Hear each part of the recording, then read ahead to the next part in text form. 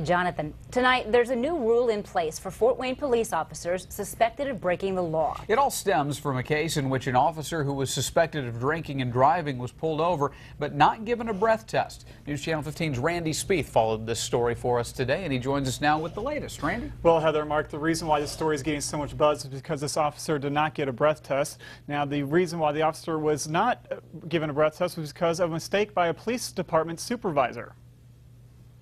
That's not the way that this is supposed to be handled. On September 29th, two Fort Wayne police officers pulled over Officer Hollis Burton, whose car was swerving on the road. Police Chief Rusty York says the officers called a supervisor to find out what to do. You need to treat this person like you treat anybody else. Give them a portable breath test. If they don't pass that, take them downtown, give them a breathalyzer test. Instead, the captain allowed the officers to make a decision. No breath tests of any kind were performed. It shouldn't have happened that way. A test should have been administered. The department suspended Hollis for 5 days, the same sentence he would have received if he had failed a breathalyzer test. There will be a consequence for the captain as well. You know, he's relatively new in that position. He should have understood his responsibility, though, in just such a circumstance, but he didn't. Because of a rule change by the Board of Public Safety today, York says tougher consequences are now in place for when officers are suspected of committing a crime. Chiefs of police can only suspend somebody without pay for 5 days.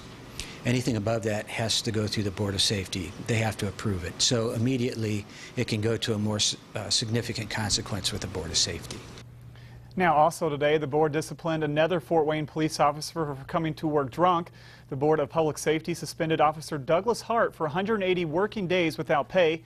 Back on June 21st, a captain smelled alcohol on Hart. Hart later admitted drinking 12 or more cans of beer within 12 hours of his shift. This was his second offense within a designated period of time. So he could have been terminated, but the board in their hearing decided to suspend him for 6 months. For fairness' sake, certainly, but for the officers' sake as well, address these issues as soon as possible. So why wasn't he fired for a second offense? York says Officer Hart has sought treatment and is on his way to turning his life around. Reporting for News Channel 15, I'm Randy Spieth.